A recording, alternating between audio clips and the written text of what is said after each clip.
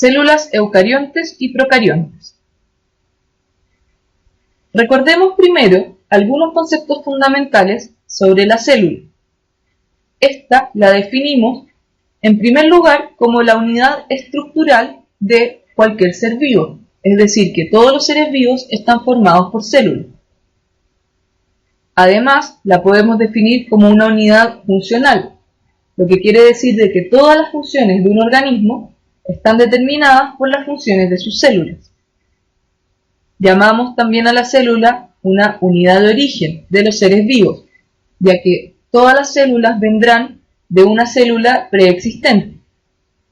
Y por último, relacionado con esto, sabemos que las células contienen el material hereditario que permite que existan ciertas características que se transmitan de una generación a otra. Existen principalmente dos tipos de células. La menos evolucionada y anterior en su aparición en tiempo es la célula procarionte. Esta corresponde principalmente al reino de las bacterias. La estructura de una célula procarionte es bastante simple. En el lado más exterior tiene una pared que le sirve principalmente como protección contra el medio. Esto ya que los organismos procariontes son todos unicelulares, es decir, que están compuestos de una sola célula. Por dentro de la pared tienen una membrana, lo que se corresponde con la estructura común de cualquier célula. Y en el interior de esta membrana se encontrarán todos los componentes de la célula dispersos. Importante es el material genético, que estará dado por una molécula llamada ADN y estará disperso en todo el citoplasma de la célula.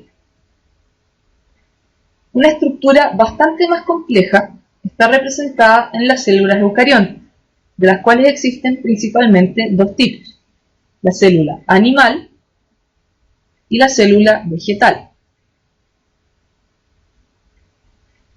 La célula animal, a diferencia de las bacterias, no tiene una pared, aunque la célula vegetal sí la tiene. Ambos tipos celulares estarán delimitados por una membrana. Esta mostrará los límites y regulará la entrada y salida de sustancias a la célula. La mayor diferencia que tienen las células eucariontes con las procariontes es que en las eucariontes los distintos componentes estarán separados en compartimentos. Estos compartimentos estarán rodeados por una membrana y llevarán el nombre de organelos.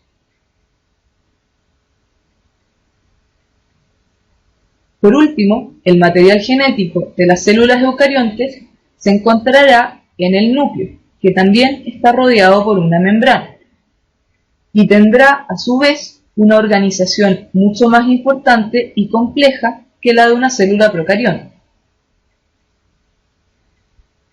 Una de las razones importantes por las que la evolución llevó a la creación de las células eucariontes es la capacidad de separar la célula en compartimentos. Esto nos da dos principales ventajas. En primer lugar, nos permite que al interior de una misma célula existan distintos espacios con distintas características. Estas pueden ir, por ejemplo, dadas por la concentración de iones. De esta forma podemos tener en la célula algunas enzimas que pueden actuar en presencia de un ion y otras que pueden actuar en ausencia de este, por el simple hecho de tenerlas separadas en distintos compartimentos. Por otro lado, la compartimentalización nos permite que existan reacciones distintas y muchas veces incompatibles dentro de una misma célula. De esta forma, podremos, por ejemplo, estar formando glucosa y en otro lugar de la célula destruyendo glucosa, y estas dos reacciones no intervendrán la una con la otra, ya que están separadas por una membrana. Otra razón importante que favorece a las células eucariontes es la capacidad de tener algunos sistemas de proteínas insertos en membranas. En las membranas de los organelos muchas veces encontramos proteínas con funciones muy específicas y que se ven favorecidas por la capacidad de estar inmóviles que les da el estar ancladas a una membrana. Esto además nos da la opción de que la función de esta proteína se asocie a dos compartimentos. Una gran diferencia entre las células eucariontes y procariontes es la forma en que se organiza su material genético. En primer lugar, las células eucariontes en general tendrán una cantidad mucho mayor de material genético y la organizarán en forma de cromosomas. Todo esto al interior del núcleo. Por otro lado, la célula procarionte se caracterizará por un ADN bacteriano. Este es un ADN circular y de bastante menor tamaño que un cromosoma, que tiene solo los genes fundamentales para el funcionamiento de la única célula que va a formar al organismo procarionte. Además, existe la posibilidad de que un organismo procarionte adquiera un trozo de material genético llamado plasmid. Este contendrá genes que no son esenciales, pero que pueden ser útiles para la sobrevivencia del organismo. Una última diferencia que es muy importante es el proceso mediante el cual estas células se dividen. Como ya sabemos, las células eucariontes se dividen mediante un proceso llamado mitosis. En este, en primer lugar, es necesaria la replicación del material genético.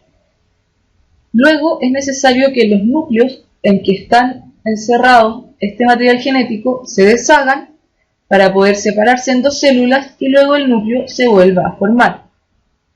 Esto producirá dos células hijas idénticas a la inicial.